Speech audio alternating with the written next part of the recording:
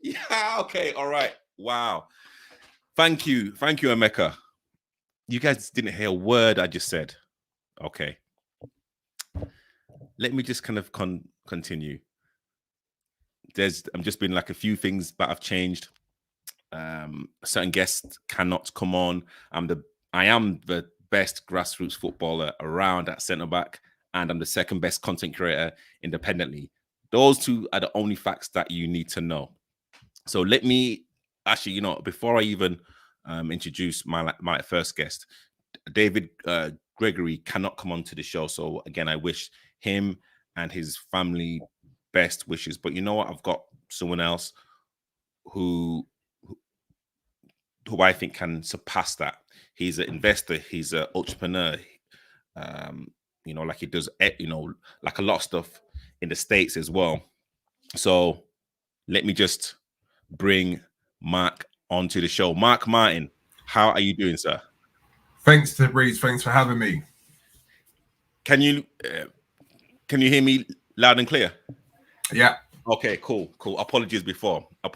And again, big shout to you, Mark. I literally contacted you about 5 minutes before the show started. So again, thank you to literally kind of jumping in and literally talking about this like subject right now. But like subject is literally investing and making money as a actually, before all of that, can you kind of tell the people out there in terms of your experience and your credentials?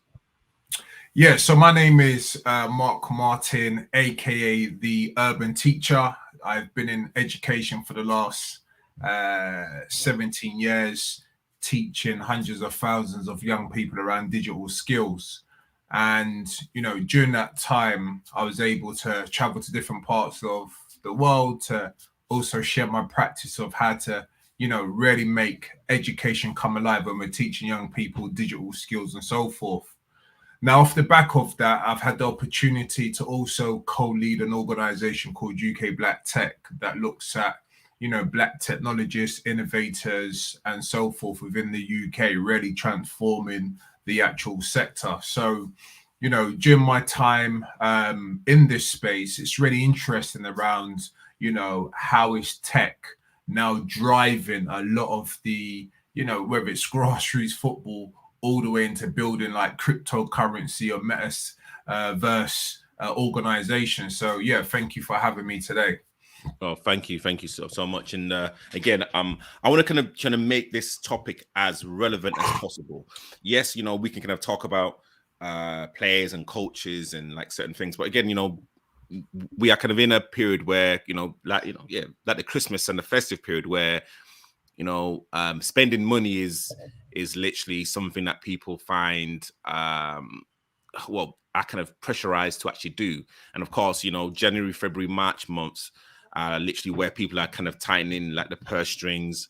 And again, this is literally where people start talking about saving money, getting themselves fit, etc. So I'll go straight into it.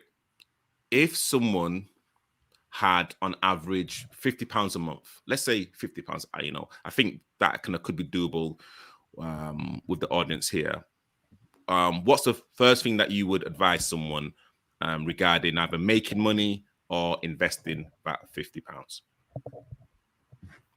So what you'll find is that, a lot now, people are moving into group economics in the sense that what can we do to invest our money, whether it's a small amount or a large amount and so forth. And, some people throughout the year have jumped on the hype of cryptocurrency. Should I invest my money in, blockchain or what some of these coins are doing? Or some people have talked about getting into FX trading, and then we've been seeing a big boom with NFTs where people are now buying digital assets to either to have as some sort of memorabilia or some sort of item.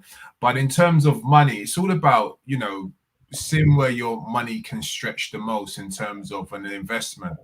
And what you'll find with investments is that just because you put money in today, you're not going to get a sunflower tomorrow. And I think that's a lot of the hype talk we see across social media, in the sense that, just put your money into cryptocurrency, you'll be a millionaire tomorrow. It doesn't necessarily work like that. What can you put your money in now over a long term? So what we've started to see, and especially when we think about grassroots football, we're starting to see some emerging trends starting to occur now. And we're starting to see where, amateur football clubs are now generating money amongst themselves. And they're using a lot of technology, whether it's social media, to drive their engagement all the way through. And what you're finding is that people are not even just investing, they're actually investing into that type of ecosystem. So I would say that, if, especially like, as you rightly said, it's about, if you want to keep people healthy, if you want to keep people, active and doing some really great stuff, why don't you start with amateur football? Because that is, for me, it's not going anywhere for now.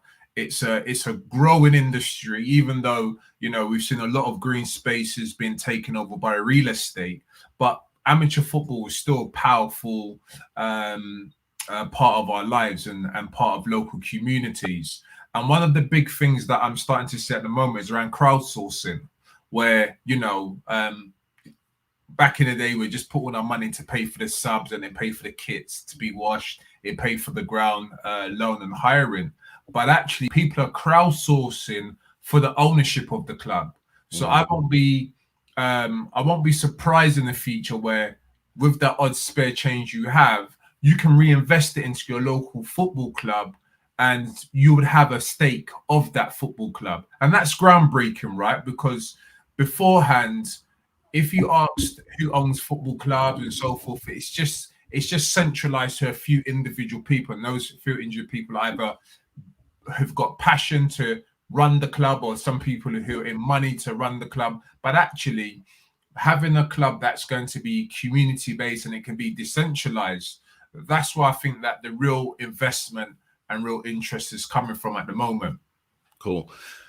So, yeah, because I think Wimbledon, AFC Wimbledon have that model where I think their supporters can actually buy shares in the club and they will literally have a say. I don't know in terms of if they can take money out, etc. But again, that's a kind of model, especially in, like, I'd say, like the kind of lower league clubs. That's a kind of model that they can have definitely use. Yeah, and I think that technology can aid that now. So look, there's so much different platforms that do crowdsourcing and that shows ownership. So what you're seeing more and more is that the grassroots organization doesn't need to struggle, because one of the things with a lot of grassroots football teams, they struggle to pay for the subs, of whether it's paying for the ground rent, or whether it's just paying the FA or paying the referee and so forth. But now, if you've got this system where actually, if we invest in this local amateur football club, it can provide more services. And you've seen, if you go on YouTube now, this is a day and age where local grassroots teams are managing their own destiny, whether they're recording their own football matches, whether they're looking for sponsorship deals because they're getting a certain amount of views or likes on their social media. And obviously, advertisement companies are not fools, right? They want a part of the action too.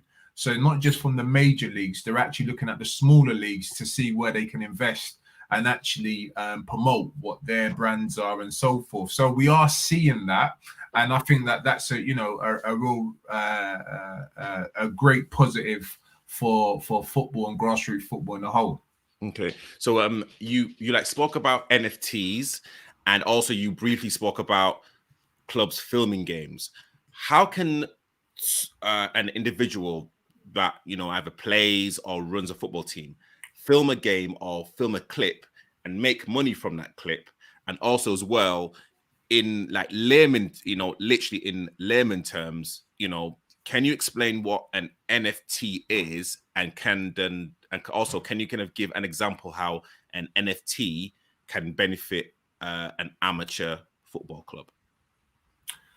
So NFTs, non-fungible tokens, and what you're starting to realize in this space of having non-fungible tokens is that people can now have their own digital assets and, creativity and innovation and so forth.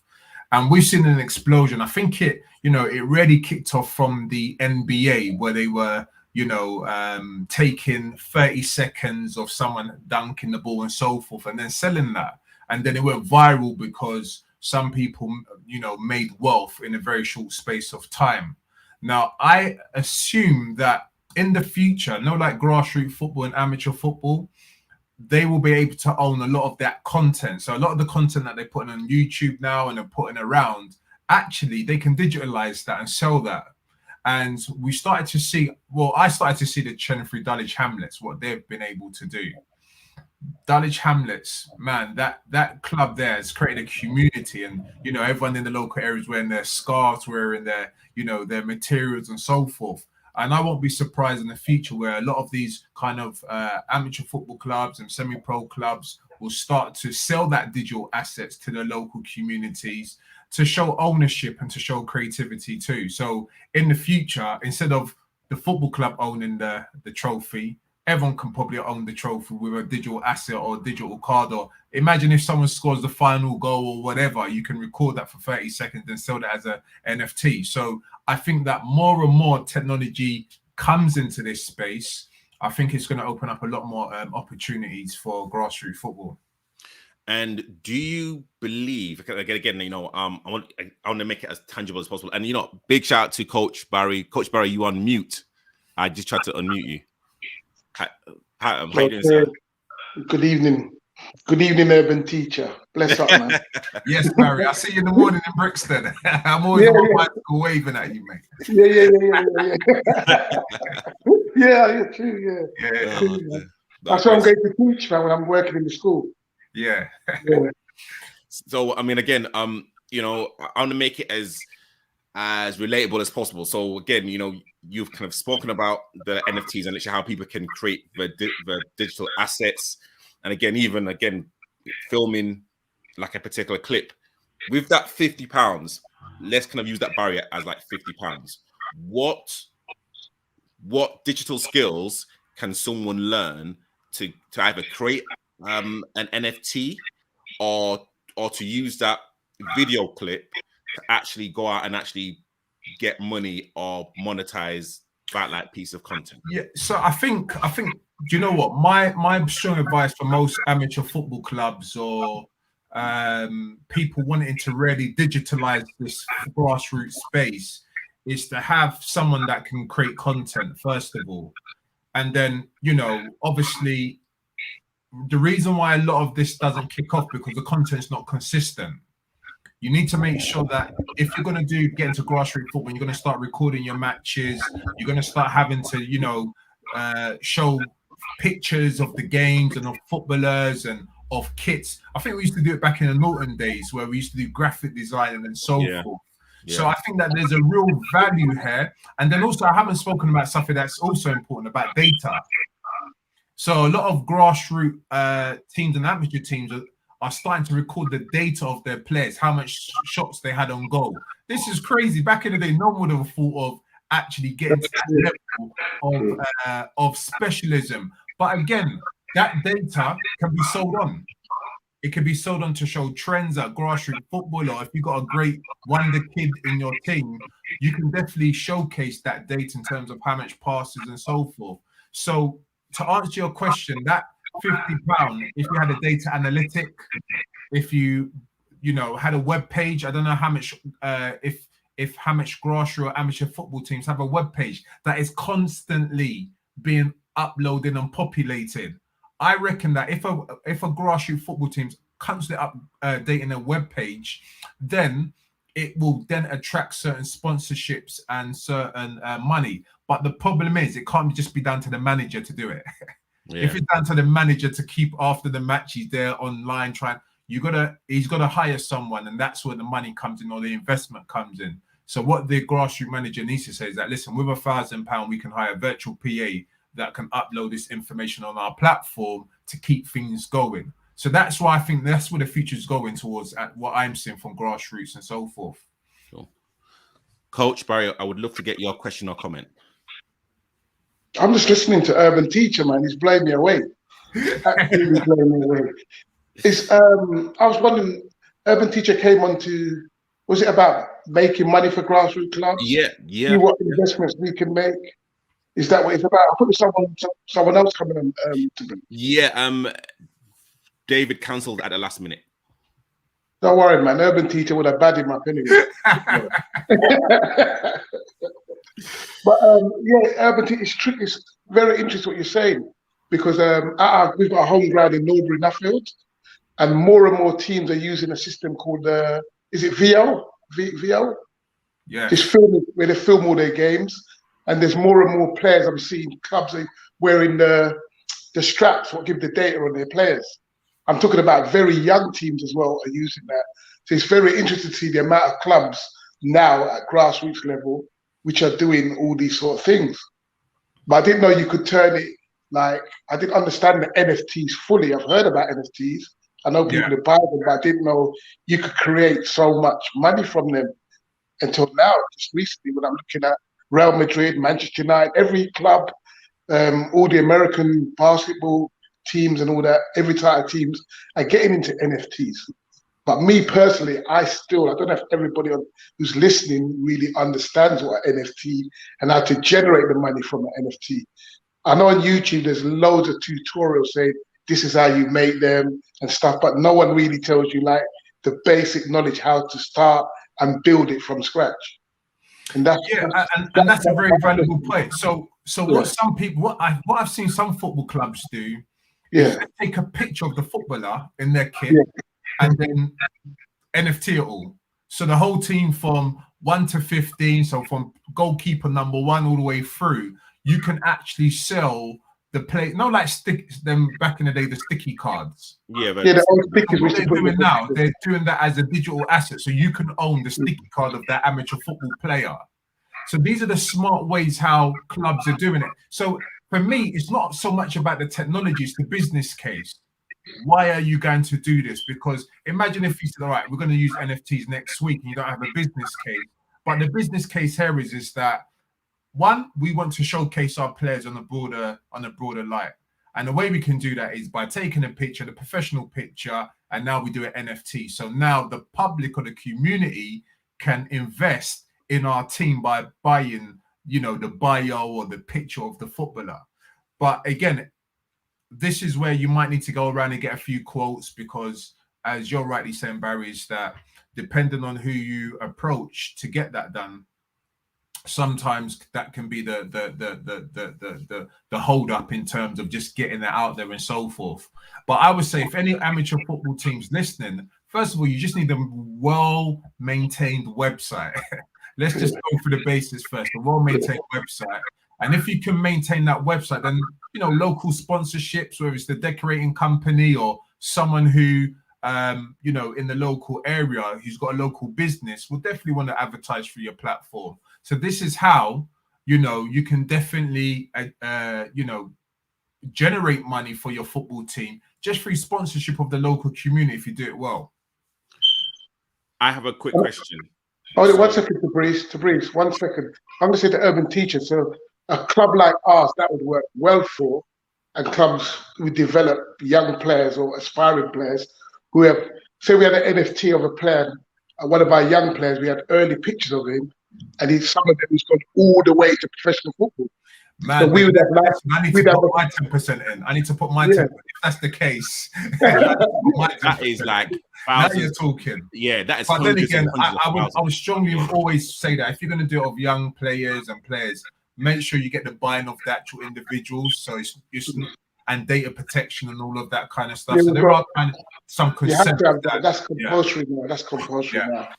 Even media consent, everything like that is all compulsory. But I could see having a small album of players all the way through from grassroots academy into professional football.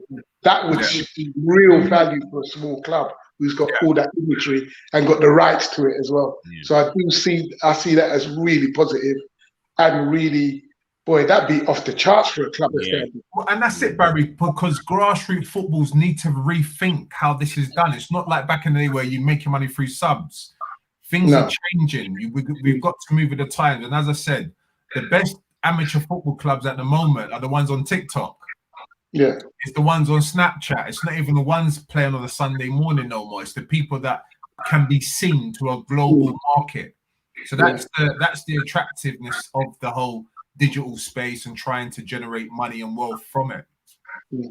Sorry, Tabri, you had a question. Yeah. So quick question.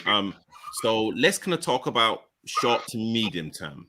If someone had £50 short to medium term, and if they wanted to, let's say, if they want you to double that money, if they want to double that in, 2 to 3 months, give us your best advice for that. My thing, if you had £50, I'd say go and learn a new skill, develop yourself. There's so much online courses you can. That's me. I'm all about upskilling yourself. We know that skills is the new currency. So it's all about what are the things that you lack, what are the things that you can go and enhance yourself to do. But if you have £50 to invest in an amateur football club, I would say be strategic about it. Try and invest it into the website. Try and get someone to upload the website to maintain it. And then when you get your first sponsorship, you get your money back, or you might double it up. So that's how I would potentially do it if you want to do it business-wise. But if it's for personal development, don't do the trading, don't do cryptocurrency, don't do none of that. Just develop yourself and learning a new skill, because that skill you can go and do as a freelance, or you can, whether it's a job promotion and so forth. So that's me. I like to burst the people's bubble, because most people say, Mark, put your Bitcoin in Ethereum or blockchain and so forth. We don't know what the market's going to do tomorrow. But what you will definitely know is that if you invest that £50 in yourself to upskill yourself in something, you're definitely going to get a return back. Fair point. But I mean, again, now, this kind of cryptocurrency, you've kind of said that no one really knows if it's going to stay or not. It's a volatile market. Spend £50 to go on a cryptocurrency course. Because the thing is that we know that the easier it comes, the easier it goes. Yeah. And we're trying to help people to understand how to create sustainable wealth, how to create long-term wealth. And to create sustainable long-term wealth, there's a range of different things you can start to be thinking about in terms of, there might be even stuff in your house that you need to get rid of, or you need to do, or so forth. So the thing about wealth is that you don't jump on the hype, because the hype sometimes can just be a mirage where you just lose your money on a Ponzi scheme. You lose your money because you don't know what you're doing. You lose your money because you don't have enough education on it. So my kind of thing is that, and this is probably just the teacher in me, upskill yourself first before you dive into any of that type of stuff. I agree. I think that's the best advice you've given tonight. People should work on themselves first. And then you know who you are, what you want, know where you're going. Yeah. Remember, there's an old African saying: if you don't know where you're going, any road will take you there. And the thing is that we live in a generation where a lot of the stuff that we consume is microwave. It's like a microwave culture. Everyone wants to pop into the microwave for 30 seconds and get it out. No one wants to put it in the oven no more, where it takes 3 hours to bake. We want it in 30 seconds to bake. And you know that if you put something in the microwave, it's going to lack the texture, it's going to lack the flavor, it's going to lack the consistency. So anything you're thinking about in terms of wealth, try and think of the oven mentality. You got to think about, what can I put in that oven to let it slow cook?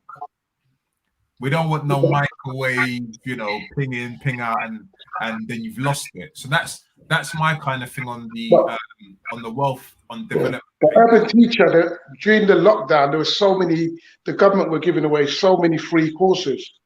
Even the FA was giving away courses for free. There were so much great courses you could do online for free. And some of those courses are still about. I don't think enough people has taken advantage of some of these courses, which could have really helped them and build them. There was loads of. And you know what? I've been speaking to 3 Premiership football clubs around setting up a sports and tech startup space, because we know that a lot of our young people are at home doing all these stats on FIFA, IS Pro, and I'm like, you can set up a business around this. you know, and I think that a lot of people have got great ideas, but they don't necessarily know how to turn that into a business. And that's why I think that that's where that £50, if you want to set up a startup, if you want to set up a business, I think it costs you about £12 to set up a business. And then once you set up the business, you need a good finance manager to make sure that your tax returns and so forth are in place. But apart from that, there's so much that people can do. But Barry, I think it's what you're saying. It's about the awareness. Do people understand what's happening and the opportunities that exist for them? Yeah, there is so much opportunities. And just like you see, Tabrice, you've set up your, and Barry, you've set up them hubs, those information hubs on Telegram and on Signal, on WhatsApp. We've got these things where everybody feeds in information. People are putting on this job's available, this course is available. All that's fantastic. But are people actually aware of them being out there? Are people actually using them?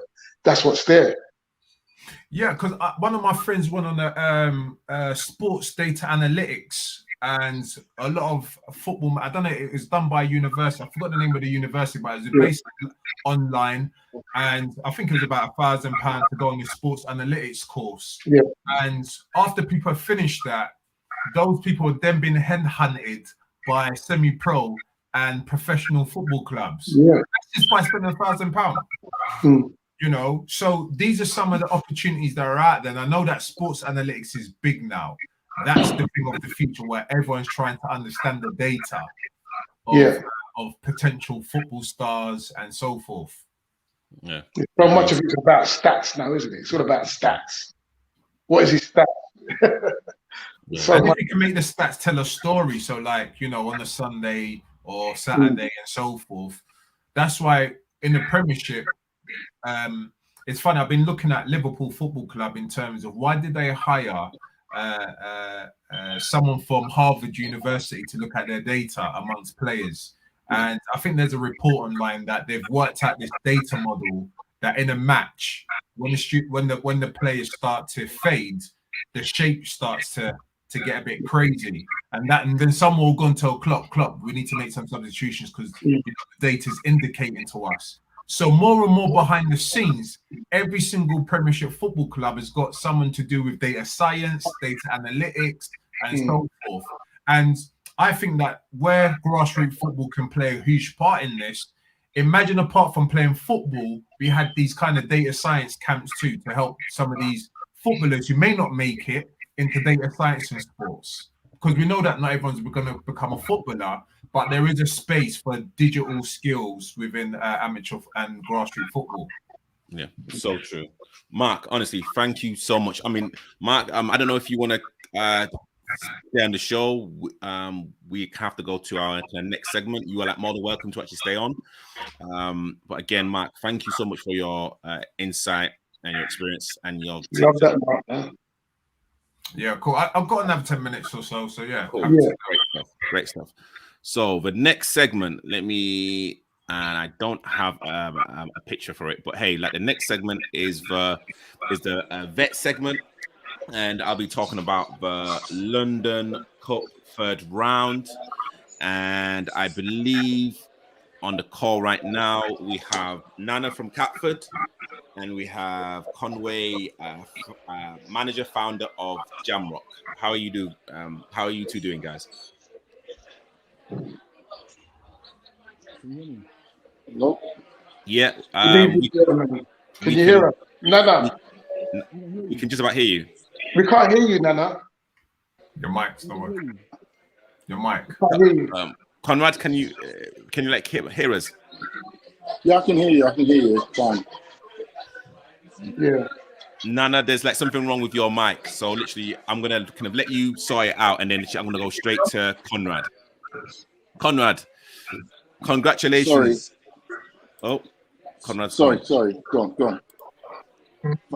on. Sorry. Conrad, congratulations on your victory yesterday.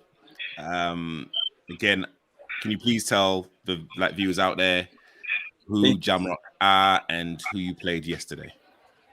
Okay, Jamrock's formed about 7 years ago. We played Catford yesterday in the London Cup. I didn't think you'd done your research on it. You thought that I can understand your mistake yesterday because we got 3 or 4 teams. I think that you thought it was a different Jamrock team. That was the better Jamrock team who played Catford yesterday. I didn't attend the game yesterday because I managed the team, another Jamrock team. But I believe what I was told by the manager and the players, Catford were in the game in the first half. And then for some reason, they had a big guy who played up front for them. They decided to take him off, which changed the game. Yesterday as well, that we didn't have a goalkeeper, so we had to put Saji Burton in goal, who's a professional player. We had to put him in goal yesterday. So he done really well yesterday, considering we didn't have a proper goalkeeper. I mean, yeah, I can definitely, you know, I like predicted that Catford would actually beat Jamrock. And again, yeah, you know, Jamrock, you know, again, Conrad, like you have so many teams, and literally I've got to applaud you for literally kind of creating so like many I'd say spaces for like, you know, vets to actually play. But I thought Catford playing at home and, you know, Jamrock normally playing a Sunday, playing on Saturday would just disrupt everything a little bit, and I thought Catford would actually win. But yeah, I was I think with the London Cup, FA Cup competition, we sort of know that further you get onto the competition that you might have to play on a Saturday or Sunday, depending on the home team. So we sort of done our homework about a month in advance to make sure the players were available for that Saturday. The same thing when we go into the next round, we might get drawn against a team who plays on Saturday. So, yeah, we done well yesterday, considering we didn't have a goalkeeper. Saji's a professional player, actually, so we done really well. But Catford really gave us a good game yesterday, so I believe. So it weren't an easy, the 4-2 wasn't an easy 4-2, you know. It was I believe it was 2-2 at half time. So respect for Catford coming out there. All their players were very manageable, enough manners and respect to them as well. And good luck to them for the rest of the season. Cool. And we have Nana, who literally played it in that game in the United shirt. I don't know why he's wearing that United shirt. It's absolutely appalling.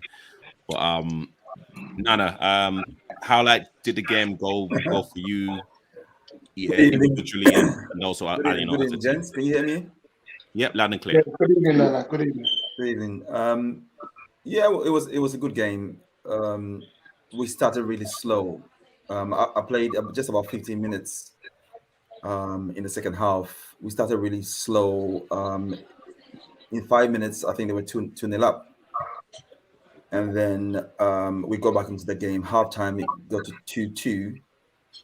The big guy who was in front, he got injured.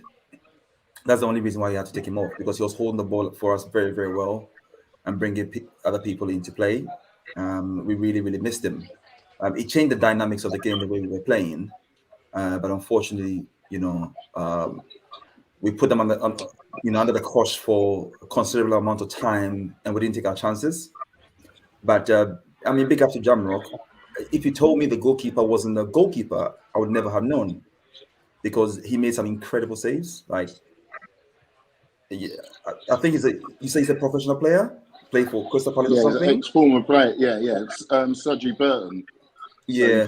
Because I was having a chat with him, and he was saying that he's played 25 odd games as a professional, and so on and so forth. But Jamrock are really, really, really good side. The captain, absolute baller, number 10. They had some, you know, nifty wingers as well. But collectively, they were a very, very, very good team.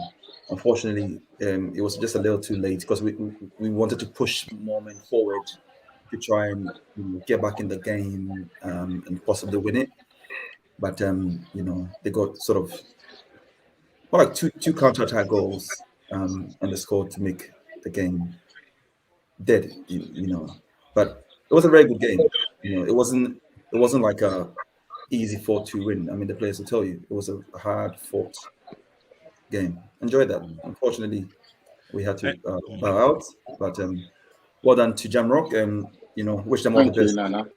in the next round. It was nice. It's nice to play a lot of teams through. Like we have pre-season with London United and Independent, but it's nice to play a team from South London in the cup actually. So yeah, it's really nice to meet new people and network as well. And I hope you play in my World Cup London Vets Borders in the summer. I hope you come in, put a team in that. Yeah, looking forward to it. Last year, this year didn't happen, did it? No, it did happen in August. The dates got changed because of COVID, but it will be in June. And yeah, it's 9-a-side and 11-a-side pitch. And it's getting all teams all together actually.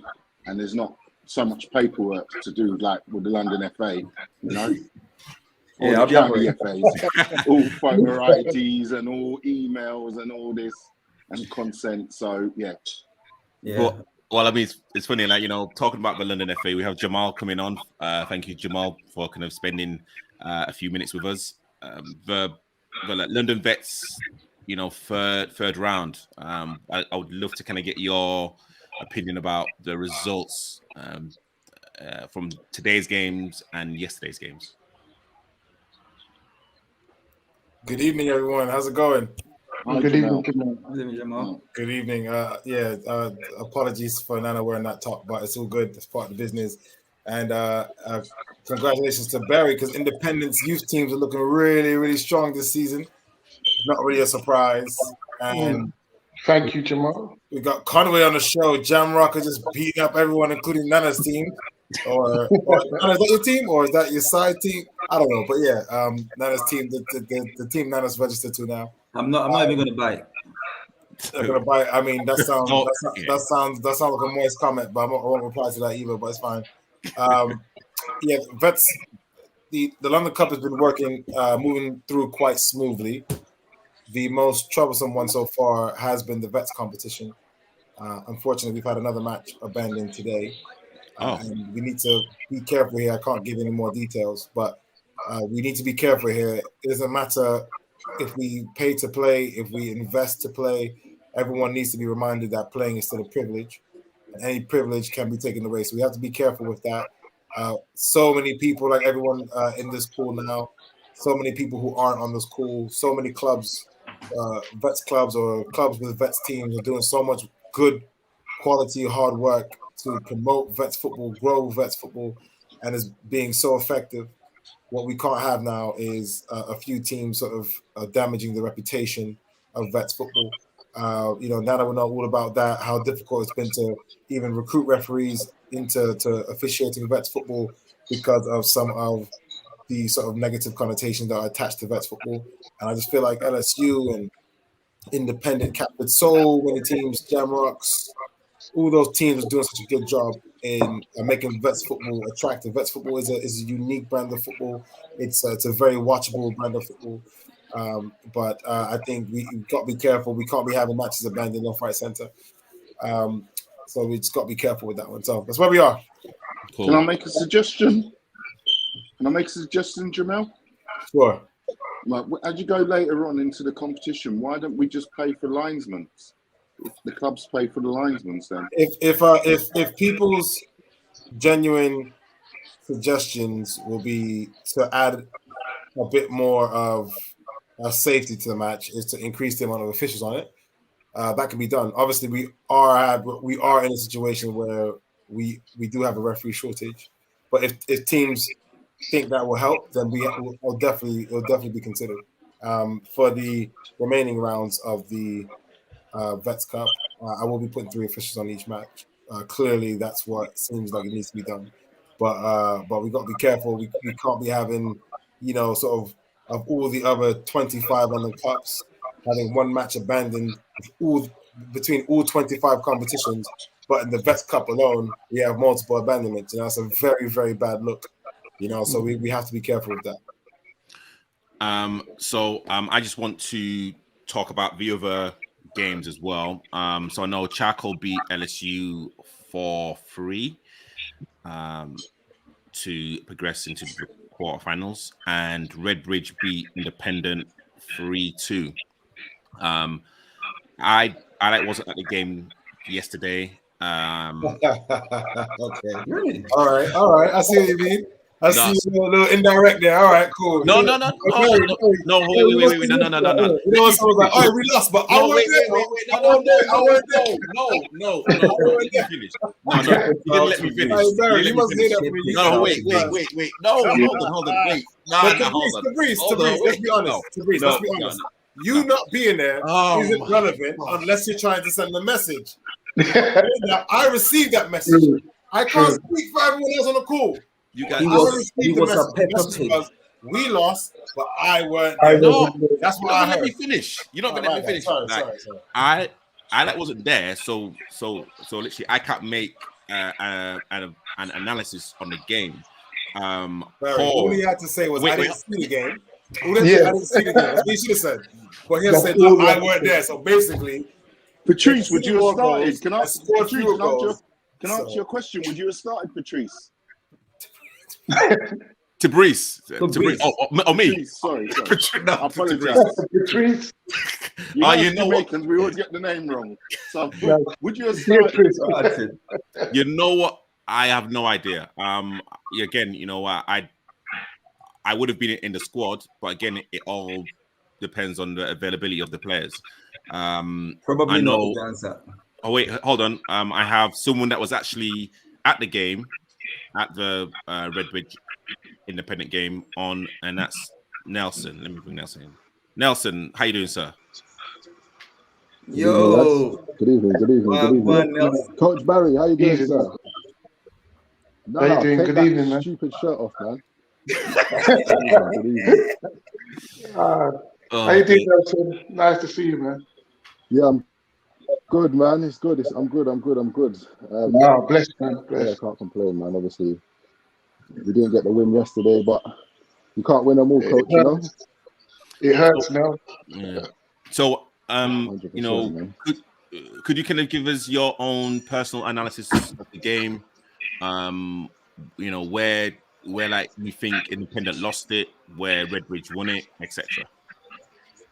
Cool. So first of all, congratulations to Redbridge, man. Well organized team, well drilled, good football inside, man. And I think that was just the difference yesterday. When you come up against a team that's well drilled, well organized, if you're not at your best, you get found out. So personally, I think that was the problem. Obviously, we've had a tough few weeks, 3 games in a week, blah, blah, blah. You can use all of the excuses you want. At the end of the day, personally, in my opinion, we just wasn't good enough yesterday. And congratulations to Redbridge, man. Very well drilled team. And I hope they go all the way, to be honest, because anyone that beats us, I just want them to do well, do you know what I mean? So, yeah, good luck to them, man. And so Independent have lost their last two games. We make no excuses. Yeah. Do you think to like anyone that's going to be playing is probably either next week? Which other game did Independent lose? I thought this was the only game they lost. We lost to Livingston. We had a Surrey Cup on a Sunday. We had 2 games back to back last week. We had a Saturday game and a Sunday game. Personally, the Livingston game, I think we allowed the elements to defeat us. Personally, again, congratulations to Livingston. They were a good side, but personally, I don't think they was better than us. I think the official was awful, in my opinion. No disrespect to him, but he made some terrible decisions, and we got caught up in the emotions of the game rather than just sticking to what we know and trying to play and win the game. We got caught up in too much stupidness, and that cost us in the end. So, yeah, that's just how it goes. You know what I mean? I personally think Livingstone, they come in my World Cup tournament last year. It was 9 aside. They came with 8 players. And believe you me, they were busting teams 6-0, 7-0, with 8 players. Yeah. But further they got into that semi-final, they only had 8. No one had a rest. And unfortunately, they got knocked out. But I was very, very impressed with them to come with 8 players. They didn't know, everyone else had 9, and they got on with it, and they just blew teams away. Yeah, listen, take nothing away from them, man. Take nothing away from them. They're a good side, but personally, on the day, like I said, I just feel like the elements were against us, man, and that's why we lost. We got 2 players sin binned. I got sin binned in the first 10 minutes of the game for saying to the ref we made a poor decision.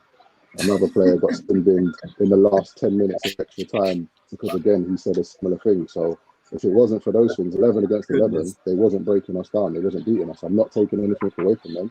Good, they had some very good players. Couple guys, everyone knew each other from back in the day. Do you know what I mean? So it was a very good game. But yeah, I personally, on paper or just how the game was panning out, I didn't think they were going to beat us personally, without obviously the ref's intervention.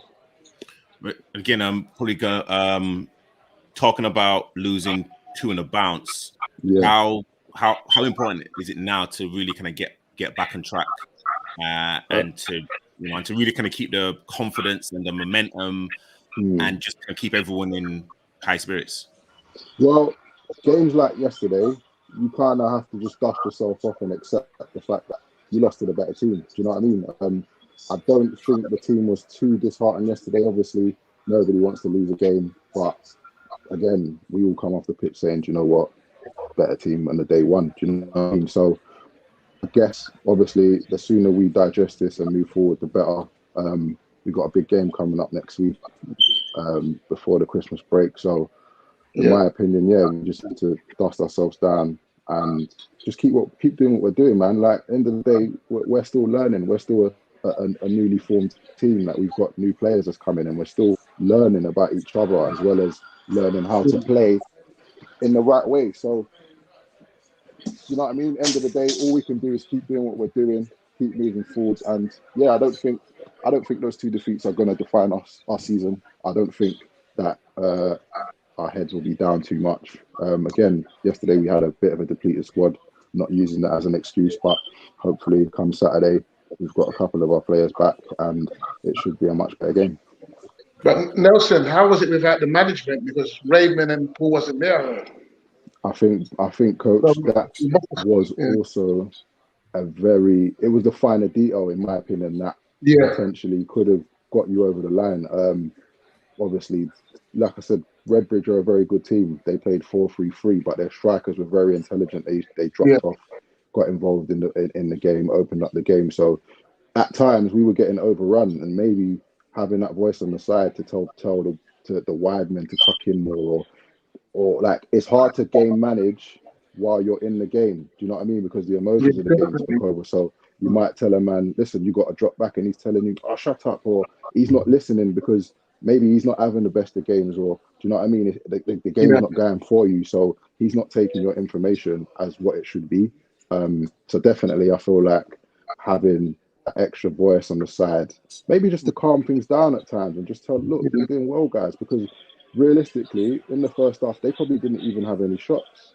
Do you know what I mean? But they was dominating the play. So again, I think personally, it was massive. It definitely did affect what was going on around us, to be honest.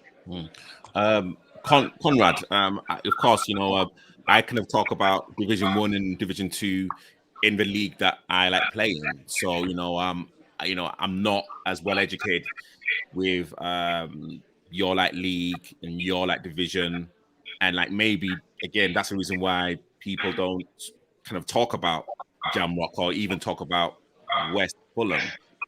I mean, what? Yeah, well, go on. Sorry. Yeah. Sorry. So, do you think people should be putting more respect on Jamrock's name and also the like league that you guys play in? Yeah, I created my own league. Was passed to me 2 years ago. I changed the name and I tried to bring it into the 2021. The social media stuff and everything like that. I have the World Cup there too, so a lot of clubs do know that I do run my own league on a Sunday, and to get more people involved, we got last year we had 2 divisions. This year we got 1 because some teams dropped out, because last year we was playing 1 week on, 1 week off. A few of the teams voted they would rather play every week. So we have got a few teams who are interested to join our division, come to our league next season. If any team wants to come out there, come and join our World Cup, which is open to, we've got 3 different categories. We've got the open age, open 35 vets or over 50s. So people are welcome to come. I know Raymond wanted to put a team in last year, but because of the COVID, the dates got changed. But hopefully Raymond gets to come in there. It was nice. Jamrock won it last year, the over 35s. Ben's team, South London United, won the over 50s. And Jamrock won the open age as well. So it was really nice for other teams to get involved. Teams from South, West, well, it doesn't matter where you come from in the country, just come and play vets football. Our league is very, very strong. In the next round of the London FA Cup, we got Rayners Lane still in there, Jamrock and West Fulham. And our league's only consists of 10 teams. So when you think of the whole of London, how big London is, to have 3 teams into the quarterfinals speaks volume how strong our league is, really. Yeah. Yeah, that does. It does. And Nana, and we do our League Cup. We do an invitational Open Cup. So say some teams say I can't commit every week, but if they want to come into our League Cup, they're welcome to come in as a guest team. Okay, cool. And like Nana, yes, a disappointing result for you guys, but you guys are in the semi-finals of the League Cup, I believe. Is it? Yeah, we're still in the League Cup semi-finals, and the priority really is the league, to get ourselves, settled properly, and if we can win the League Cup, we go for it. We take one game at a time. Like I said before, it's a new team. It's a very new team. Lots of new players, still gelling, and we'll get there. We'll get there. Yeah. And of course, the Charcoal beating LSU. Again, they've Charcoal have played LSU 3 times and beaten twice and drawn. That's a big statement. They kind of got to the final last year, and again beating LSU by 4, or literally scoring 4 goals against them. It's kind of it was 4-3, wasn't it? Yeah, it was 4-3. What cup was that? Charcoal, they're a very good side. And sorry, that's the London Cup. Okay. Yeah, they're a very good side, and they're adding a lot more ex-pros to their game. I think they signed another 2 ex-pros to the game, to their team. So they will be a force to reckon with. Their networking is pretty good, and I mean, ballers know ballers, isn't it? So once you get into the team and you can bring some quality to the team, it always makes your team better. You guys have got them to play, and then so I have no doubt that independent, you're gonna win the league, which I guess is probably priority. And if you beat them, then Beckenham Cup is yours again, 3-time champion. So I spoke to LSU yesterday, and they said Charcoal's got 2 very good new players, especially a winger. He's outstanding. Ex-pros. Decided to explore what are really good players. Yeah. But they said they still had chances in the game. But he said that made a big difference. The 2 more good players they brought into their side. So it will be. That's the test we want, though. That's why we're in this. Those are the tests 100%. We want. Yeah. So the dark horses. Sorry, apologise. No, go on, Conrad. Yeah, Conrad. The dark horses is Sporting Kits. Now they're based over Richmond, Kingston. They are the dark horses in the London FA Cup, in the London FA Vets Cup. So they are very dark horses. I don't know much about Charcoal, but let the best team win. Okay. And I think the player they've added is he used to play for Bromley Sutton United, non-league experience, and I think Anthony Joseph, aka the real AJ. And then another one is he used to play for Brentford, Brighton and Hove, Nathan Elder. Yeah. I think that Nathan Elder is the one you're talking about, in the wings. So yeah, they're building. They're building. They're still building. Yeah, still building. So Nelson, the game next week, we're playing LSUB, who beat Blackheath. Yeah, that were also beaten as well. So again, that's a good result for us. Yeah, all round. But obviously, LSUB are going to be confident coming into the game. So either way, when you're at the top of the league, everybody wants to take points off you. So you've got to be professional. You got to turn up and make the best team win on the day. So it's going to be a big game. Obviously, we have to bounce back from the 2 defeats, but I'm confident in my team, man. One thing that we have got is a good fighting spirit. We're hard to break down. We've had no goalkeeper for a few games. We've had listen. We're still not losing any games, really, innit? We've lost in the cup, and again, like I said, there was reason why we lost. But that's football, innit? It's a funny game. It's a game of 2 halves. You turn up and hopefully. Would you say the quality in Division 2 is different to the quality outside, i.e., in the London Cup? Hence the varying results. 100%, man, because 100%. So last season we played a Fulham, a West. I don't know what their names are. DJ Campbell was playing. Yeah, it was. I don't know. It was West Fulham All Stars. Yeah, and that was the West first London game West last London season. All Stars. Yeah. Yes. West London All Stars. Yeah. Again, a very good team. Like that was the first team that I played against as a vet, and I said, you know what? That's the kind of standard that you need to aim for as a team, like organization, everybody wanting the ball, everybody knowing their job. So as it stands, yes, it's shown the difference in level, so to speak. Every time we've come up against a team in the London Cup, we've come close, but it just wasn't good enough. So yeah, maybe there is a gap in the divisions in certain places. But again, I feel like everybody is improving, and it will be interesting the next couple of games, the next couple seasons to see where everybody's competing. Yeah.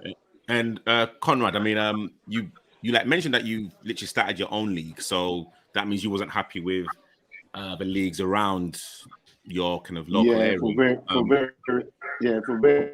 various reasons. Some of the decisions and some of the things that was going on from the certain people, I just weren't happy with. So with the league, everyone's got to be over 35, but everyone's allowed to vote on the league, the league rules. So basically everyone's over 35, but everyone else in the league votes on it. Because I find sometimes with the chairman in other leagues, he makes a decision what suits his teams, which is a bit unfair, really. And there's nothing you can do about it either.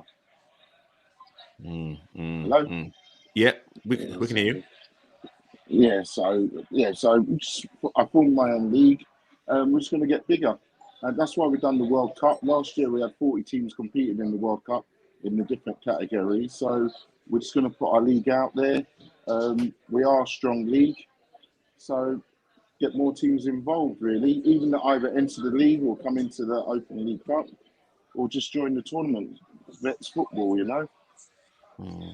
And next year as well, me and Ben's decided Black History Month, we're going to have a midweek game. Jamrock beat his team.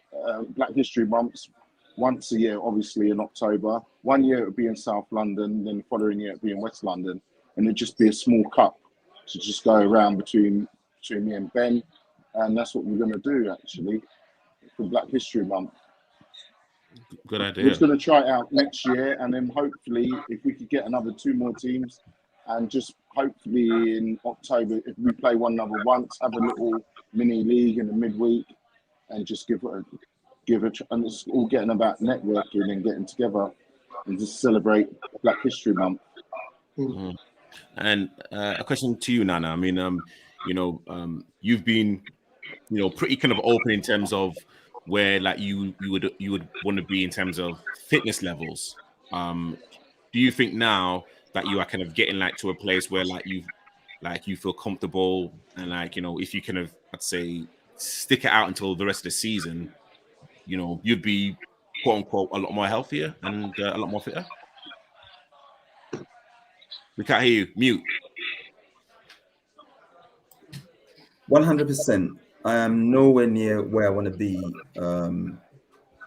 When you're not fit, you use, you know, different parts of your brain to play football per se. Your brain wants to do something, but sometimes your body doesn't allow you to do what you want to do.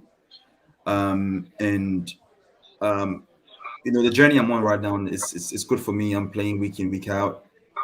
I'm trying to do healthier stuff. And I'm just taking it one step at a time, one day at a time, because I don't want to stop playing football, you know, probably in the next 6-7 years. Yeah. Probably stick to refereeing or probably go into management, but I want to play and be healthy right now, you know. Stop So eating that pork then, Rasta. Hey, I'm telling you, cuz. I mean, you know, it's a joke, but you're actually spot on. You know, I tried stopping red meat. I lasted for 2 weeks. You know, it's so difficult, man. I mean, you know where I'm from. The food is, yeah. You know, my wife is Colombian. She cooks amazing. It's so difficult, you know. But I'm on it again. You know, because I remember when I used to cycle more, I was a lot fitter. I haven't touched my bike maybe like twice in the last 6 months. So, and I'm starting again with the missus. I'm going to start running again. So it's baby steps. That's it, but man. I'm Set happy now yourself because I'm small playing. goals, bro. Sorry? That's it, man. Just set yourself small little goals, man. You can do it, bro. That's it. Because you want to do everything you want to do right now, and then you lose hope because you're not seeing the results. But you need to take it step by step. You know, one foot in front of the other, and that's just what I'm doing. You know, next season I should be a lot fitter than I am right now. But that's the aim for me. That's the aim for me. And I've got 2 more questions because Mr. Salako is actually waiting in the green room. So like thank you for like thank you to like John for waiting patiently. I've got a question to like Nelson. A lot of people have said that Independent are kind of like a one-man team. What like would you say to people who have said that, and also to Conrad as well? What are your goals and aspirations for Jamrock now, and also in the next 2 or 3 seasons? And I'll start with Nelson first. Nelson. Well, I would say it's definitely not a one-man team because I'm the guy who supplies the striker. So clearly there's more than one person. And all jokes aside, it can't be a one-man team. We're hard to beat. Any team that's beat us, you've had to put it all in. Like, you had to fight for that win. Do you get what I'm trying to say? Like, football's a team game. Yes, Dash is scoring crazy amounts of goals. Yes, I'm assisting crazy amounts of goals and scoring myself. Mino does his job. Our centre-backs, we ain't even had established centre-backs every single week, but the guys that are coming in, they're doing their job. Oscar's been in goal for a good 4 or 5 games, and we still don't lose any of those games. You know what I'm saying? So it's all good people saying that. At the end of the day, people are always going to talk, and at the end of the day, when you're doing something good, someone always wants to bring you down in it. So good luck to all of them people that's saying that. And if that's the case, then you know how to stop us. If you can't do it, shut up. And to Conrad? Yes. Right, okay. Sorry. In 3 or 5 years' time, I'd like Jamrock to have our own ground, our own clubhouse. I would like to have another. I've got a youth team. They're called Jamrock Shamrock. I don't mind having another youth team if I could get someone else to manage it. I wouldn't mind us having a ladies team, the kids team as well. I just wouldn't mind our own ground and things like that. And regarding the league, I'd like our league a lot bigger. I'd like to have our league in West London segment and have a South London segment as well. So you guys could play in the South London segment as well of our league. And I could really make sure that just change a lot of things for you in South London, and maybe we can get along and more networking as well. Well, what do you mean by change a lot of things, Conrad? Well, I still think some of these old leagues, I just think I can offer a better service. Put it that way. I could offer a lot better service. Okay. No, fair enough. Fair enough.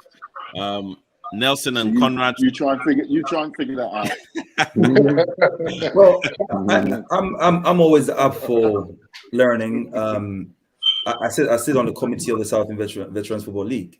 So if there's anything that that's why I was asking that question. So that if anything that you felt wasn't happening, then if you could share, we could always better this league. But one thing I know is it's a big issue here. It's one is shortage of referees, and two, the quality of referees. 100%. It plays a major part. But it's a double-edged sword, isn't it? Because it's either you don't have games going ahead, or you have games going ahead without the referees because you don't think the referees are good enough, or you make do with what you have. I mean, the referees don't come via the league. The league helps supply and help develop some of these referees. So there's so much the league can do. You see, the referees come from the courses from the London FA.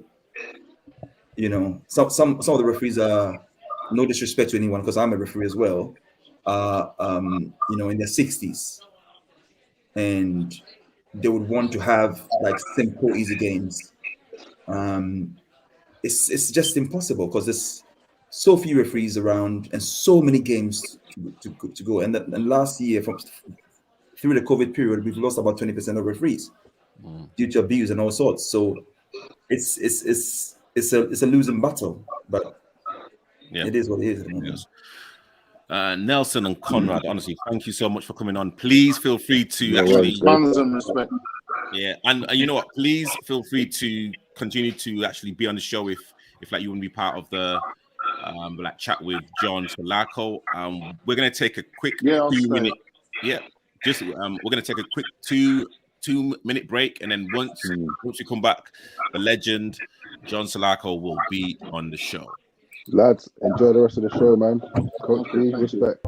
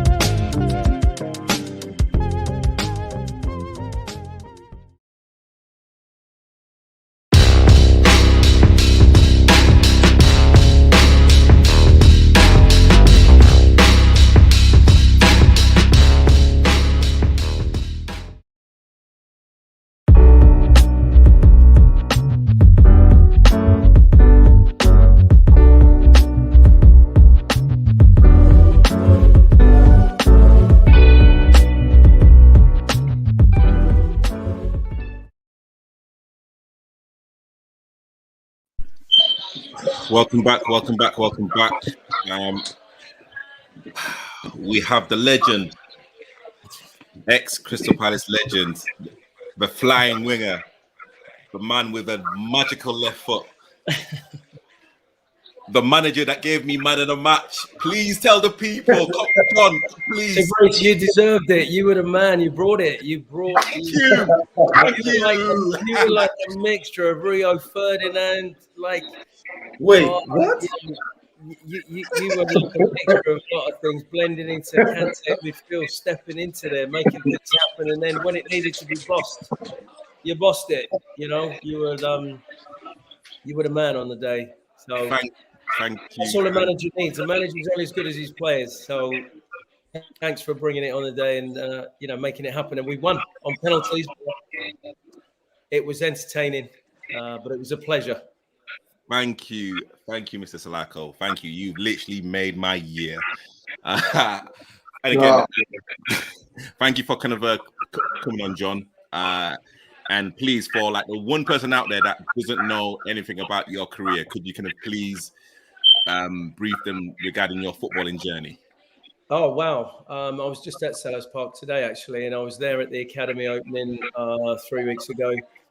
So I started at Palace 13, 14 and progressed through the ranks. I went on loan to Swansea and then got into the first team. So played, I don't know, something like 280 games at Palace. Moved to Coventry, where I played another 100 games in the Premier League. Then off to Fulham with Kevin Keegan.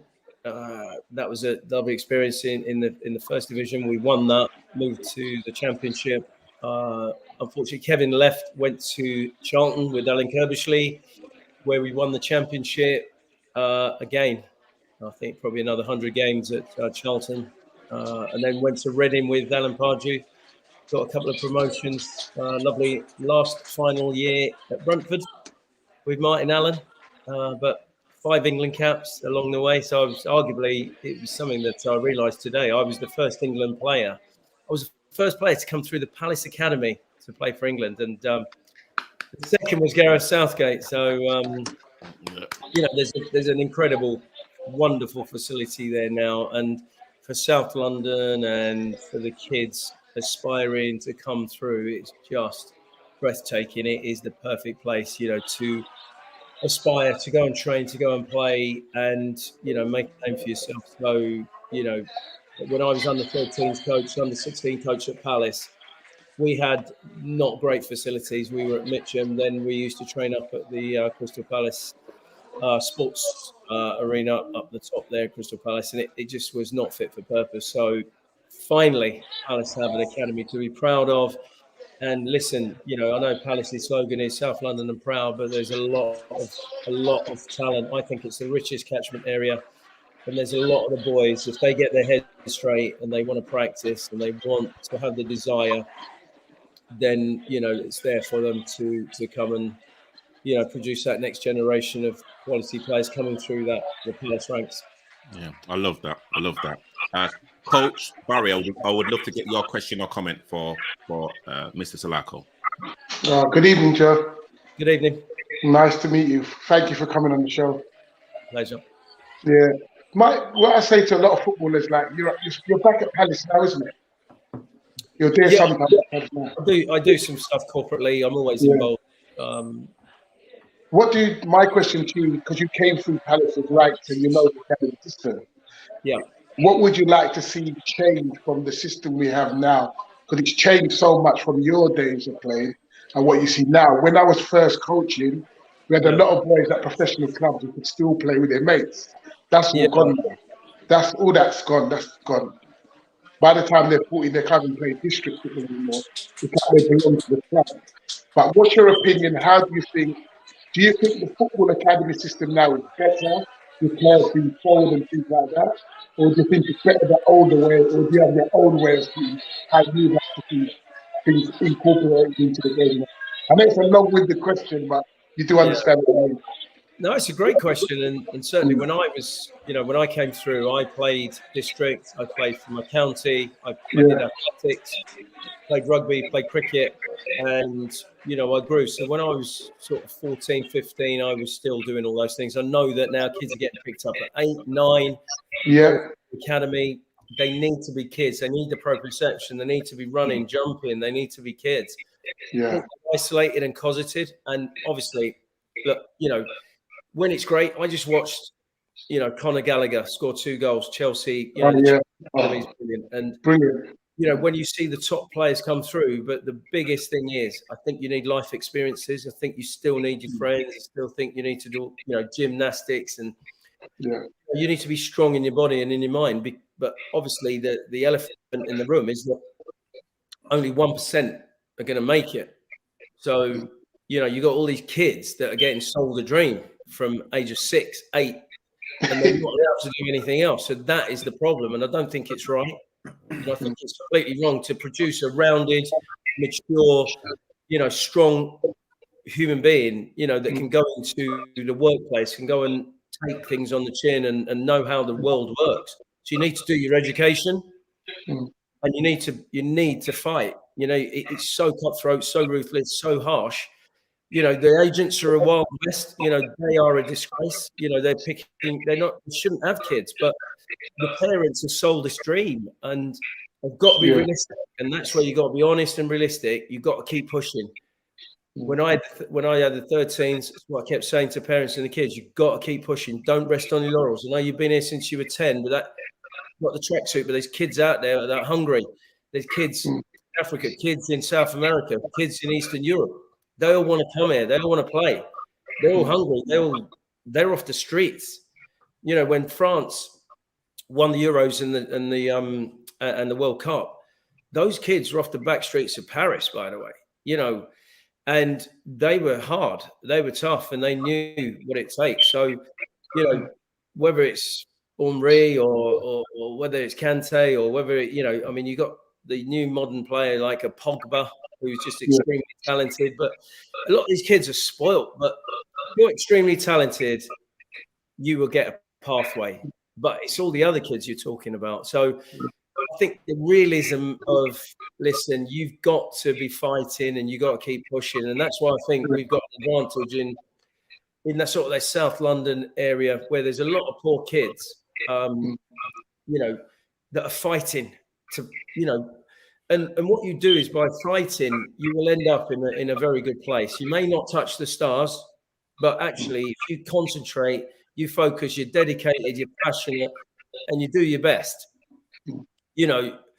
Non-league, I went to watch Tunbridge Angels versus Dulwich Hamlet yesterday, and I'm watching the lads, and they're earning, Dulwich Hamlet are pros now, and they're earning nice money, and on the back of that, you got to keep educating yourself. You got to try and get a profession and keep looking, because as much as you enjoy playing football and you love playing football, and it's giving you a nice bit of income, that's not going to last you because it's a short career. So I think it's just having a realism about what it is and what you're going to get from it. But if you're honest and you understand it, it can be such a wonderful career. Love that. So, to Breeze, one thing, the last one I'm going to say to John, Germany and Holland, they only take boys in now at 14. They're only doing academies from 14 now. Do you think that's better, more reasonable? Yeah, because I completely agree with that. I think it's far too early to take kids under that. I came in at the perfect, I think that 13, 14 is a perfect age to come in, because I think before that, I don't think you're ready to, and I think it puts things in your head and doesn't allow you other experiences. You should be concentrating, really, you should be told about your education, and you should be playing as many sports as you can, and you should just be growing. And then by the time you're 13, 14, you can come in there and start thinking about being a professional, start looking at that tactical side of improving, but just work at your technique. It's no coincidence that a lot of the countries with better weather, you go out there and you play with the football. Say with kids, just go and play your football, experience your football, hone your touch, your skills, and then you bring it like Ronaldo did when he came from Portugal, or you look at a lot of top players. All those South Americans, they learn it on the beach. They learn it on playing, in little courts, in Paris, around the world, in Europe. They play small-sided games where it's pass, touch, and your little bits of skill. And then once you get into the professional arena, you can start being more tactical. But absolutely brilliant. I think that is, and from the point of view of how many boys come in and are heartbroken at 14, 15, 16 and never play football again. It is just a tragedy. True. I love that. Conrad, I'd love to get your question or comment. Can I come back? Because it's a very noisy environment. I'll come back when mine's a bit quiet down where I am. All right, cool. That's fair enough. Conrad's in a rave, man. You're raving, Conrad. I love the honesty. I love the honesty. Nana would, love to get your question for that, John. Well, I've got two. Based on what you just said, what would you say to the parents who, are listening to all these dreams being sold to them and their kids to look out for, in terms of these promoters, in terms of these managers, in terms of these academies, at a very, very early age? That's my first question. And the second one is, in terms of Wilfred Zaha and his stance to not kneel anymore in terms of, this racism debate. Yeah. What do you think about that? I think first question is parents are vital. Parents are crucial. Parents are, with a lot of us, and I know especially in the Black community, parenting, you need to get respect. You need to get your kids educated, and you need to get them polite, nice, respectful kids, hardworking kids, and they need to understand how life works. And they've got to be very careful in that when they get caught up in this dream, they are actually not helping their kids whatsoever. All they can be is respectful, honest, strong parents. And it's the best thing you can have if you have strong parenting where so regardless, and they give you the right principles, the right morals, and they make sure that you're a rounded individual that can go out there in the world and succeed. And the truth is, everyone wants their kids to be an actor, to be a singer, to be a football player, a sportsman, but not all of them are going to be that. And it can just be something that they enjoy because it gives you a team ethic. It gives you friends. It gives you pals. Sport is so powerful and wonderful. And it's something that if you're fit and able,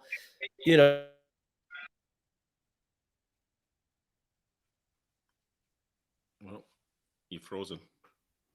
Get too carried away, and they shouldn't, they should just be a little bit more moderate and honest in where they are and keep their feet on the ground, and that will keep their kids' feet on the ground without too much expectation. And that is vital, because all this, you get into agents, you get things in your head, and then you lose your focus, because at the end of the day, it is all about that drive, that desire. I remember, the best person I ever saw, I was driven, but when Ian Wright came and he'd been on loan, on trial, he'd been working, he was on the, he'd been working on the roads and had different jobs, but I've never seen anyone with as much desire and as much belief and as much commitment as he had. And he just kept trying. And that's what you need. You need that resilience. You need that real strength of character to believe in yourself, to progress. And look, he just obviously had the ability as well to succeed. So I have a belief that if you believe in something, you work hard enough for something, you dare to dream, always dare to dream, and keep pushing. And you put that work in, you will achieve. You may not get, where you are, because that comes down to a lot of it is ability, timing, right place, right time. But you will actually achieve so much more than you will if you didn't dare to dream. And point two, do you know what? I haven't really spoken to Wilf about it, but I was disappointed in Wilf not taking a knee, because I think everyone focuses on this Black Lives Matter movement and the political tones that come out of that. And obviously they try to play on that to undermine the real issues. But where we've come and how far this has come and the strides it's made is just so fantastic. It's unbelievable. We've come leaps and bounds. I mean, you look at Rosa Parks and Martin Luther King and Muhammad Ali and all the guys, the soft, all the guys that stood up, and they made such an impact, but nothing has made more, taken us forward than this movement. And I think for Wilf, I'm disappointed. I think it just makes such a resounding noise and such a big flag. The Premier League is the biggest thing in the world. It's the biggest sport. It's our biggest export. Everyone's watching it.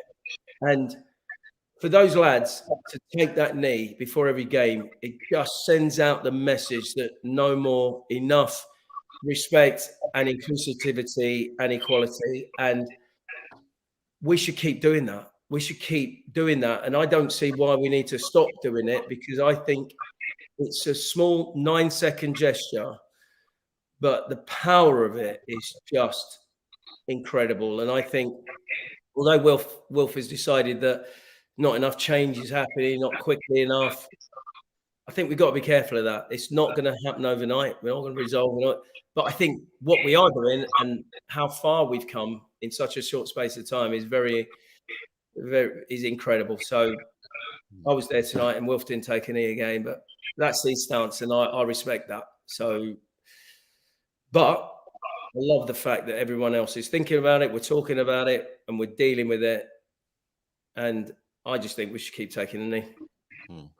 I've got a question. So, with the appointment of Patrick Vieira, I mean, again, a lot of eyebrows were raised. I mean, how well have you seen him perform, and what are the kind of, I'd say, the little changes that he's made from the different regime under Hodgson? Yeah, so I've looked at this, and we were all looking at, I thought Frank Lampard had the job, and then I thought, Nuno Espirito was nailed on. I even did something on TalkSport saying, I really like Nuno. I think you've dodged the bullet. You've dodged the bullet. Yeah, and then I think Eddie Howe was going to come, Sean Dyche was coming. There was no one talked about Patrick Vieira. No one talked about Patrick. We know he'd been in New York. We know he'd coached in France. He was very pragmatic, like playing out the back, and he was a thinker and a tactical coach.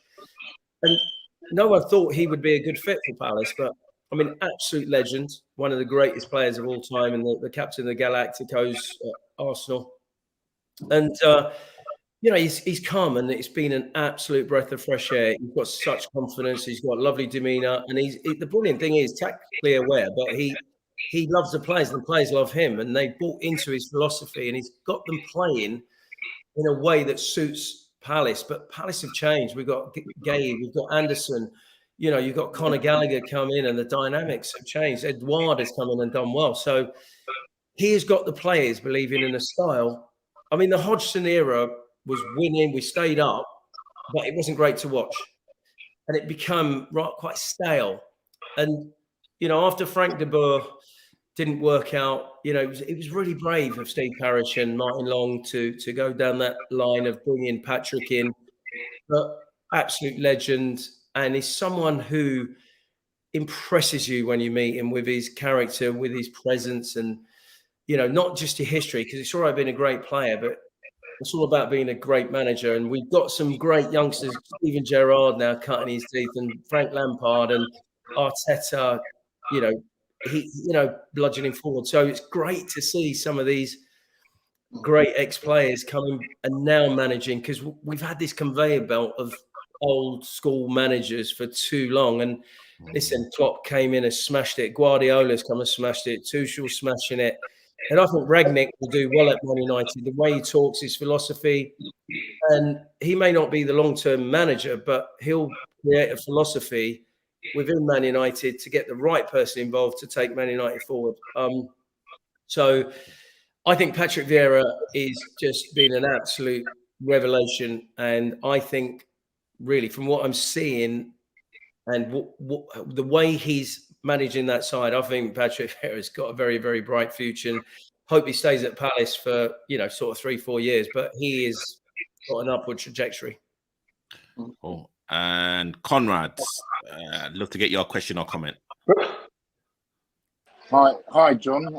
Good evening. Hi.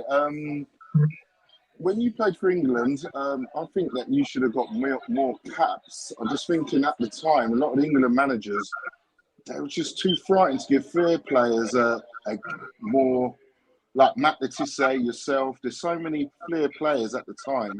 I think you should definitely got more England caps. Thank you. What do you think about it? What do you think about that? I mean, to be honest, I mean, what happened was, I mean, I got my knee injury when I was in the side, and I came back and I got back in the England side, and then it went again, and I struggled after that to really get back to that level of performance. But you're absolutely right. You know, when you look at people like Hoddle, Letizia, even Wrighty, and some of the great players we had, and there was that soundbite, you know, that soundbite of flair players. And I mean, when I was with England, I shared a room with Mark Walters. And Mark Walters was one of the most gifted players in the game. Yeah. He was unbelievable. And he didn't get, and he was another one, didn't get as many as England caps he should. You know, I grew up when I used to watch Barnsley and Waddle and players like that play. And as great as players they are, right up there, top of the tree. They never really produced enough for England and were frustrating. And I used to genuinely sit there. You know, I'd have my boots on, I'd be watching the England game, I'd be like, no, give me a chance. I'm better than that. They need to do more. And, you know, we've never achieved enough till now. And what Gareth's getting out of the players now is exceptional. And, you know, we've always had talented players, but we haven't had a cohesive team. So it's interesting what Gareth Southgate's doing. He's trying to get a team and a collective, and he's got the lads believing in the shirt. So believing, you know, enjoying and wanting to play for England and wanting to play in the role that they're given to take the next step to win something. So it's exciting times for England. I mean, I often say, and it's probably one of my worst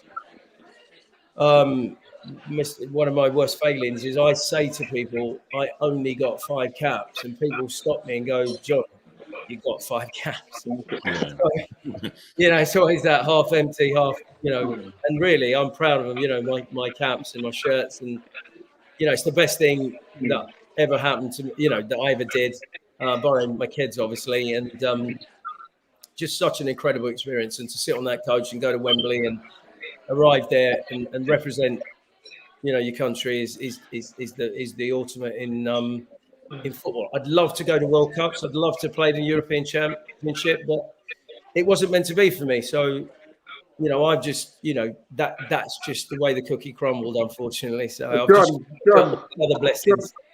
John, you could have gone. You could have gone. Where? World Cup. You should have chose Niger, isn't it, to breathe? Well, I mean, well, you know what, John? I was just going to say. My first Nigeria. Is that what you're saying? Well, you know what, John? I was. You know what, John? I was literally going to say. Super Eagles. Well, you know what, John? I was literally going to say, like, you and I are cut from the same cloth. Like we like both have dynamite in our kind of. Here we go. You know. Here we go. Every single week we have to sit down and listen to this nonsense. Hold on. John and I have very cultured left feet. So I've got to acknowledge that. Yeah. So well, what's your problem, guys? I have to. True. No. Has John seen you play, Therese? Do you know what? Unfortunately, do you know what? It's really weird because, I mean, unfortunately, my dad died when I was 5, and you know, my mum brought us back to England, and I grew up in England, and when Nigeria came, and sort of talking to him, and then I think I got a call up from Terry Yorath at Wales, but it was just always in my heart to play for England. And, at the time, John Fash, was saying come over, and I mean, obviously, I covered the 2002 World Cup with for BBC, and obviously, I interviewed people like Potter, Baba Yaro. I knew all those guys, Carnu, Finidi George, and what a side, what they side at the time. And to be fair, you're right. We've always had the players. I've always, just surprised we've never achieved more. The Nigerian team, because we just had such incredibly talented players, and it's weird how it's just never really clicked into place to win a tournament or get really deep into a World Cup. I don't know if that was your question or comment, Barry. No, my question. I never kind of. Sorry for these questions, John. But my questions now. I love the way you've gone after your career. Why do you think so many players and young players, when they come out of the game or released from the game, just seem to drop out, don't know where they're going? Is there no help for them, no advice for them after they drop out of the game or what they're going to do? Look at your career after your game. I'm seeing you on TV doing all sorts of stuff. It's like you had a plan after your game. A lot of players, you can see them just drop out, they go down, they lose out everything, they don't know where they're going. What kind of aftercare and well-being is for players when they drop out of the game? And how did you plan such a successful career after your playing days? It's brilliant what you're doing. Yeah, great question. And to be honest, so when I got my injuries at 22, I went and did my coaching badge, and I got involved with television. Some people ask me, you come and do some Sky. So I was always open to going and doing other things and getting education. So it was always thinking of, because realistically, Leeds that night, the surgeons really said, you might not play again. And that is a thunderbolt, a real, you start thinking, wow, okay. Obviously, John, sorry, what age was that? What age? 22. Oh, shit. Wow. Yeah, so 22. And then I went to LA, Hollywood, to have the operation. And that's why sort of 94 was my time. But then I came back and then went again. So then you start thinking, well, but that's when you start thinking, I need to think about more than football. But a lot of players should be thinking about after football. Not necessarily. I mean, if you're successful, you've got to concentrate on the game, but you should be trying to educate yourself. You should be thinking, because the best case scenario, you're going to go at 36, 37, but most players' careers are like 8-10 years.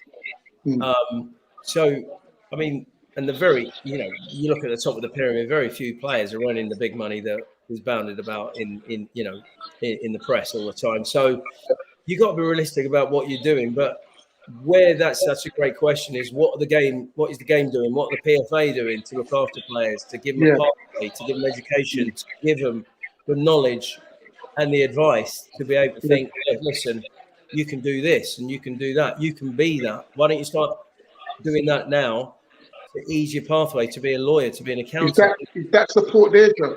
No, it isn't. It isn't. Oh, okay. It's not there. And in many ways, for a lot of kids that have been picked up, and it's just a machine that's churning lads out, and lads are so disappointed and so heartbroken.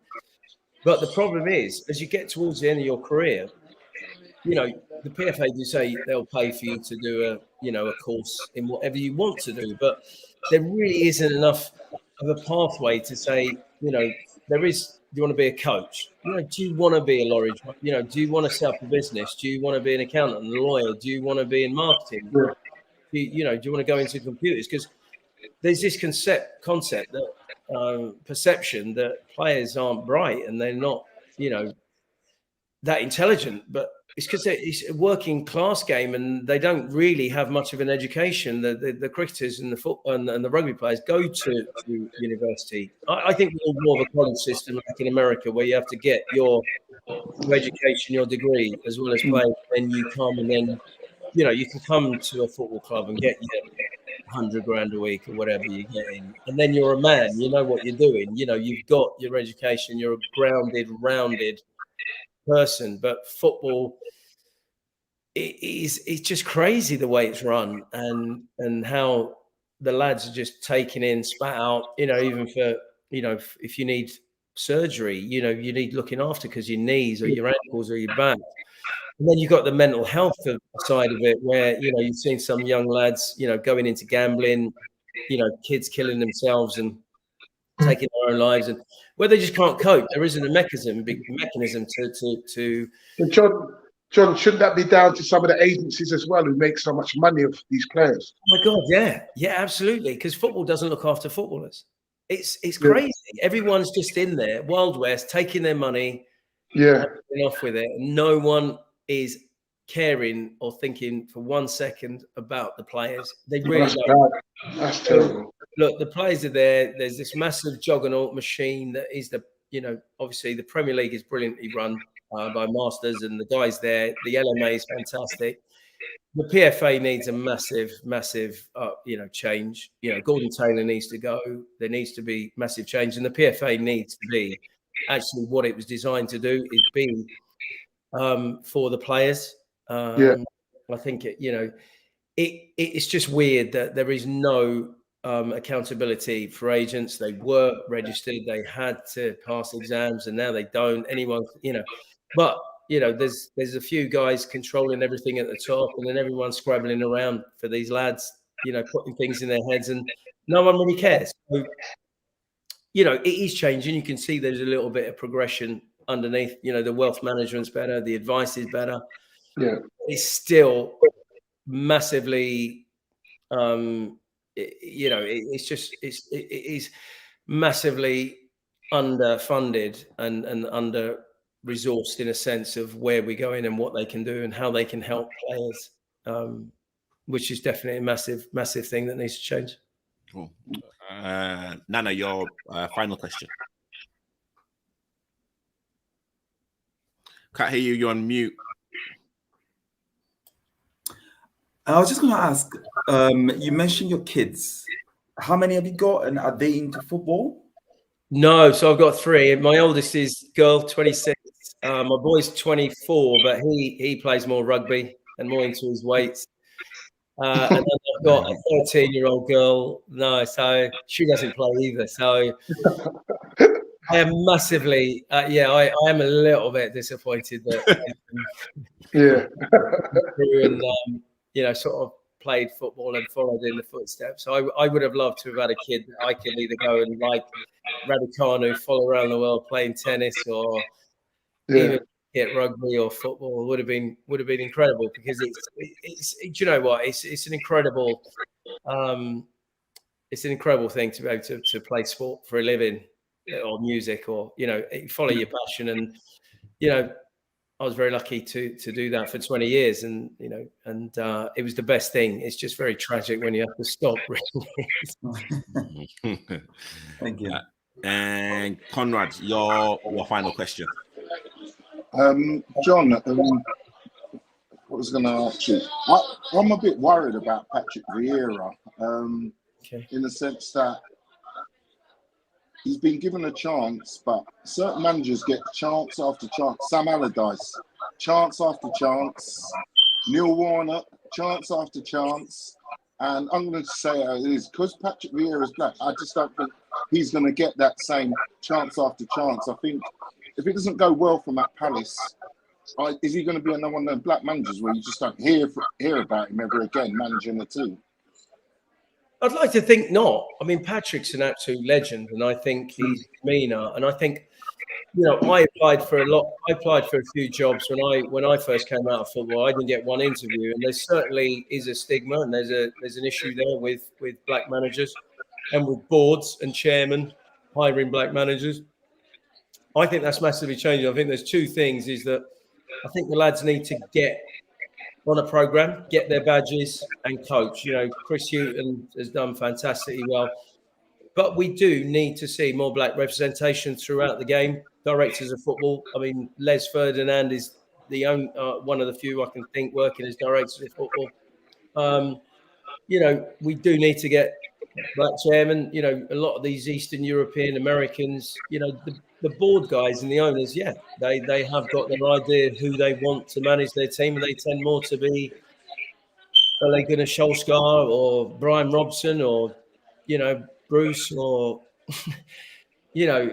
they tend to be like that. But do you know what? I do think it's changing. There's a lot of respect for, Patrick Vieira and black players, and they've earned it and they deserve that. And I think that is something that's changing. If they're good enough, they should be given the job and retained. And it's very cutthroat management. It seriously is. But I think without a doubt, there is still that little bit of prejudice, and there is still that little bit of a mountain to climb with more black managers getting top jobs and keeping those jobs.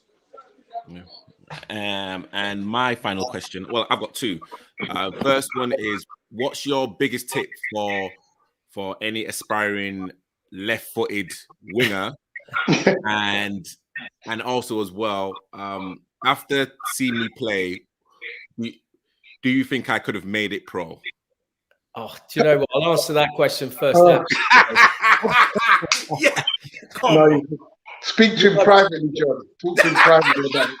Yeah, don't expose him. Don't expose him. You needed the right manager to bring it.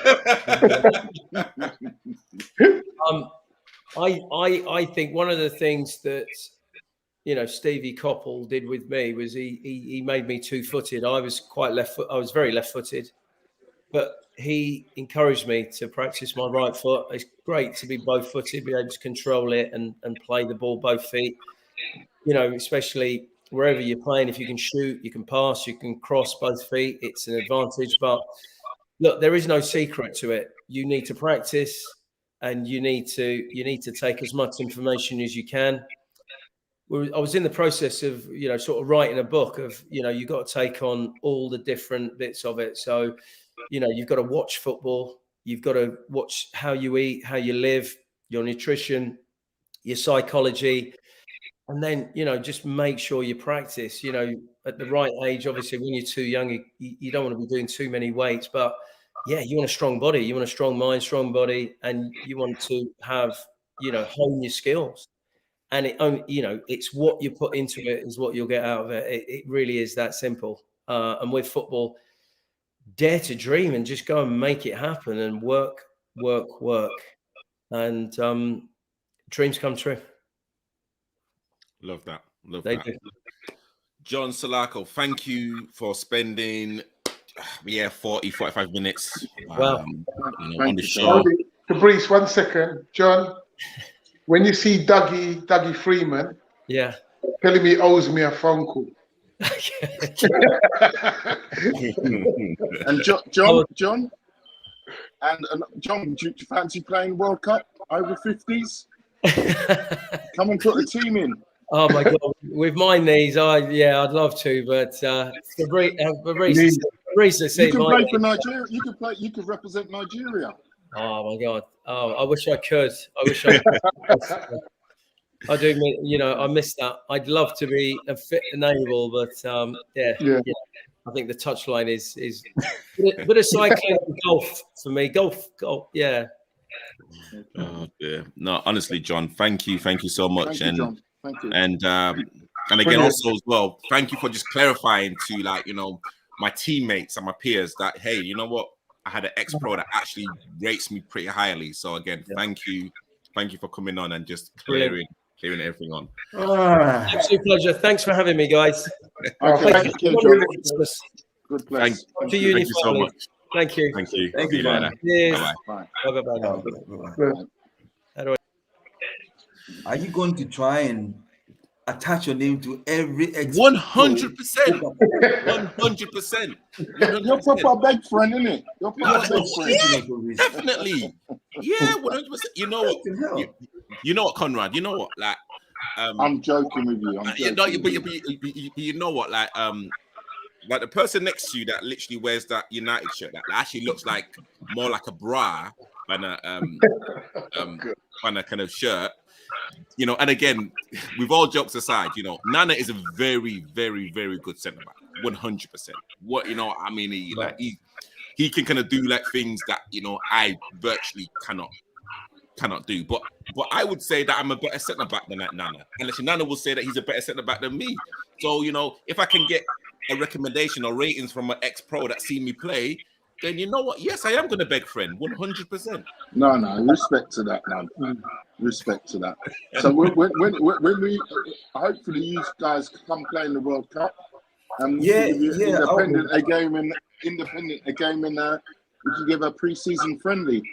Yeah, I will speak to the Catford management to see if we can put a team in.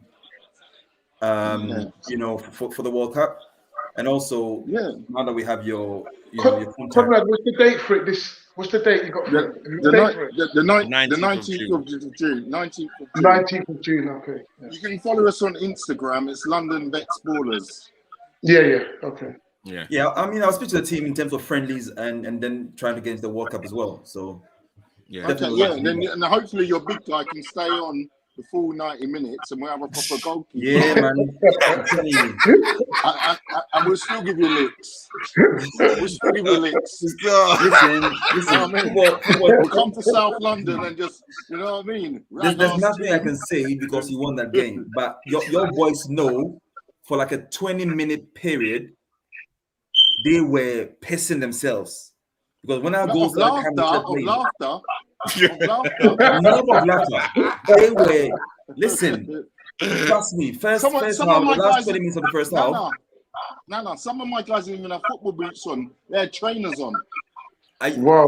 You were not even there, so on please. Grass. Stop gassing. They had trainers on. Nike Air Force, they were playing football with. Still give your team a trouble. No, it was a good team. You have some very, very good players, you know. Thank you, Nana. And I wish you all the best, you know, going forward.